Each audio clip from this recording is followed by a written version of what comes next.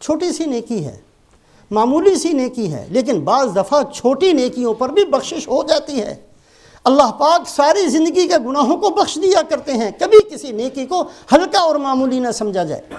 رسول پاک علیہ الصلاۃ والسلام فرماتے ہیں کہ 3 چیزیں ایسی ہیں جس نے ان کو چھپا کر کیا اللہ پاک اس کو جنت دے دیں گے۔ ایک تو فرمایا کہ صدقہ کیا تو چھپا کر کیا، کسی کی ضرورت کو پورا کرو تو اس کا اعلان نہ کرو، نہ اس کو کسی کے سامنے رسوا کرو، نہ اپنا صدقہ اور خیرات لوگوں کے سامنے بیان کرتے پھرو۔ جس نے صدقہ خیرات کیا، کسی کی ضرورت پوری کی اور پھر اس کو چھپا دیا، دائیں ہاتھ سے دیا تو بائیں ہاتھ کو پتہ نہ چلا، ایک جس بندے نے صدقہ خیرات کو چھپا کر کیا۔ دوسرا وہ آدمی جس کو اللہ کی طرف سے کوئی تکلیف آ گئی اور اس نے اس کے اوپر شور نہ مچایا۔ کوئی بھی تکلیف اللہ کی طرف سے آ گئی، کوئی بیماری آ گئی، کوئی مصیبت آ گئی، کوئی گھر کے اندر مسئلہ آ گیا، کسی فقر آ گیا، کوئی بھی مسئلہ آ گیا، کوئی مال کم ہو گیا، اللہ کی طرف سے کوئی مصیبت آ گئی، اس پر صبر کر دینا اور اس پر راضی رہنا اور اللہ کی تقدیر پر خوشی کا اظہار کرنا اور اس کے اندر اپنے لیے بہتری سمجھنا اور یہ کہنا زبان سے بھی اور دل سے بھی کہ اے اللہ تو مجھے جس حالت میں رکھے، میں تیرا بندہ ہوں، آپ کو پتہ ہے کہ میرے لیے کون سی حالت بہتر ہے، یہی حالت میرے لیے بہتر تھی، اے اللہ میں آپ کی ہر تقدیر پر راضی ہوں۔ جو بندہ اللہ کی تقدیر پر راضی رہتا ہے، کل قیامت والے دن اللہ فرمائیں گے تو میری تقدیر پر راضی تھا، میں تیرے ٹوٹے پھوٹے اعمال پر راضی ہوں۔ اللہ کی طرف سے کوئی مصیبت آ جائے اس کو بھی چھپا لینا، اور اگر کسی بندے کی طرف سے کوئی مصیبت آ جائے تو اس کو بھی چھپا لینا۔ کسی نے کوئی نقصان پہنچا دیا، کسی نے کوئی بری بات کہہ دی، کسی نے کوئی گالی نکال دی، کسی نے کوئی تنگ کر دیا، تو یہ نہیں ہے کہ اس کا اشتہار بنا کر لکھنا شروع کر دیں اور لوگوں کو بتانا شروع کر دیں کہ یہ سمجھتا ہے کیا ہے اپنے آپ کو، ایسے مجھے کہا۔ لوگوں کی طرف سے تکلیف پہنچے اس کو بھی چھپا لینا، اللہ کی طرف سے کوئی مصیبت پہنچے اس کو بھی چھپا لینا، صدقہ خیرات کرنا تو اس کو بھی چھپا لینا۔ یہ وہ چھوٹی چھوٹی نیکیاں کتابیں علماء کرام نے اور اللہ کے نیک بندوں نے بھر دی ہیں ایسی چھوٹی چھوٹی نیکیوں سے، جن کی وجہ سے اللہ جنت نصیب فرما دیتے ہیں، بخشش فرما دیتے ہیں۔ اس لیے کہ اللہ پاک کے ہاں اخلاص کی بڑی قدر ہے۔ اللہ کی رضا کے لیے ہم تو سمجھتے ہیں کہ یہ چھوٹی سی نیکی ہے، لیکن جب اس کو اللہ کو خوش کرنے کے لیے کیا جاتا ہے تو اللہ کے ہاں وہ چھوٹی نہیں سمجھی جاتی، ہمارے لیے چھوٹی ہے۔ اللہ پاک اس کو بڑھاتے ہیں اور بڑھاتے بڑھاتے اس کو احد پہاڑ سے بھی زیادہ وزنی کر دیتے ہیں، اور ایک نیکی بعض دفعہ انسان کے نامہ اعمال کے تلنے کے وقت اس پلڑے کو جھکا دے گی، اس لیے کہ اس کے اندر اخلاص بڑا مضبوط ہوگا۔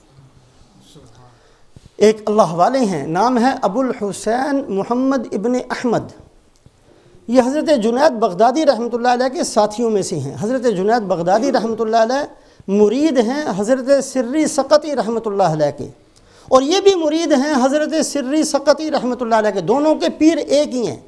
ابو الحسین محمد ابن احمد نوری ان کا لقب تھا، نوری، اور ان کو نوری اس لیے کہا کرتے تھے کہ اندھیرے کے اندر بھی اگر یہ بات کرتے تو ان کے منہ سے ایسی روشنی نکلتی کہ سارا کمرہ روشن ہو جاتا۔ اللہ نے ایسی ان کو ایک عطیہ نصیب فرمایا تھا، اندھیرے کے اندر بھی بات کرتے تو ان کے منہ سے ایسی روشنی نکلتی کہ پورا کمرہ روشن ہو جاتا۔ جھونپڑی تھی جنگل کے اندر، وہاں عبادت کیا کرتے، بسا اوقات رات کو وہ جھونپڑی ایسے منور ہو جاتی جیسے آسمان کا ستارہ چمکتا ہے، تو ان کا لقب پڑ گیا نوری۔ حضرت جنید بغدادی رحمۃ اللہ علیہ کے ساتھیوں میں سے ہیں۔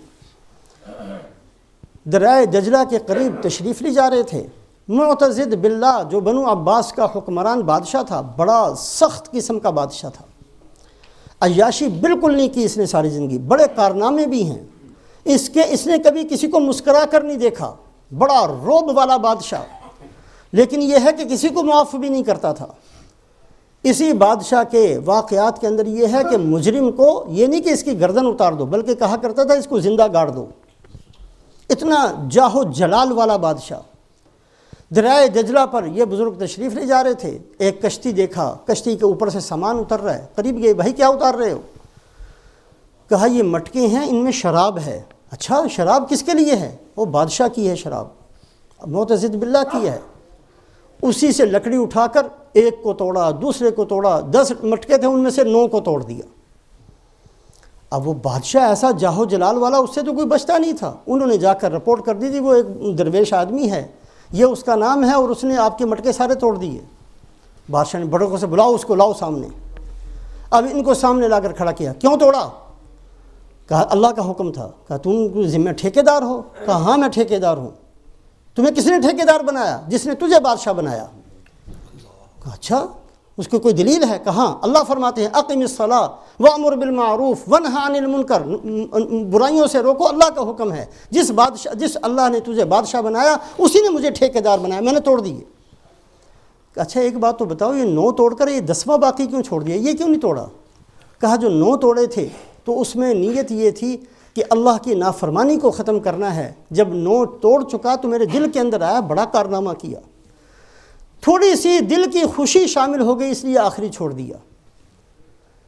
تو اس بادشاہ نے نہ صرف یہ کہ کچھ نہیں کہا بلکہ بہت بڑا عہدہ ان کو دیا، اور اس کے بعد سے توبہ بھی اس نے کی. جو اخلاص کے ساتھ، ہم سمجھتے ہیں کہ یہ نیکی بہت چھوٹی ہے، معمولی ہے. ایک آدمی کے پاس 60 سال کی عبادت، ایک کے پاس ایک لمحے کی نیکی، یہ معمولی نیکی ہے. لیکن اللہ پاک کے ہاں اخلاص دیکھا جاتا ہے. بعض دفعہ بندہ اللہ کو راضی کرنے کے لیے ایک چھوٹی سی نیکی بھی کرتا ہے، اللہ پاک اپنے فضل سے اس کو بڑھاتے ہیں جب تک یہ بندہ اللہ کے سامنے میدان حشر میں پہنچے گا، اس وقت تک اللہ پاک اس نیکی کی پرورش کرتے ہیں، اس نیکی کو بڑا کرتے ہیں، اور پھر بڑھا چڑھا کر اس کا اجر و ثواب دیتے ہیں. تو بہرحال ہم سب کی یہ کوشش ہونی چاہیے کہ جو ہم نیکی کا کام کریں اللہ کی رضا کے لیے کریں، اور آئندہ سے کبھی بھی کسی گناہ کو کہ چھوٹی سی بات ہے کچھ نہیں ہوتا کر لیں گے بعد میں توبہ، یہ سمجھ کر کسی چھوٹے گناہ کو بھی کرتے نہیں چلے جانا چاہیے، اور کسی چھوٹی سی نیکی کو بھی یہ سمجھ کر کہ اس سے کیا ہونا ہے اور اس سے میرے گناہ تھوڑی دھل جائیں گے اور اس سے میں جنت میں تھوڑی پہنچ جاؤں گا، یہ سمجھ کر اور یہ سوچ کر کسی چھوٹی سے چھوٹی نیکی کو نظر انداز نہیں کر دینا چاہیے. ہر چھوٹی سے چھوٹی نیکی کو اختیار کرنا، ہر چھوٹے سے چھوٹے گناہ سے اپنے آپ کو بچانا، اس انداز سے چلیں گے تو رسول پاک علیہ الصلاۃ والسلام نے اپنی پاکیزہ محنت کے نتیجے میں جو ایک مقدس جماعت بنائی تھی کہ پورا دین ان کے اندر موجود تھا، پورا قرآن ان کے اندر موجود تھا، پوری شریعت ان کے اندر موجود تھی، اسی طریقے سے اللہ پاک ہمیں بھی ان سے قریب تر کر دیں گے اگر ہم نے اس انداز سے اپنی زندگی کو گزارنا شروع کیا. اللہ اپنے فضل و احسان سے ہم سب کو عمل کی توفیق نصیب فرمائے.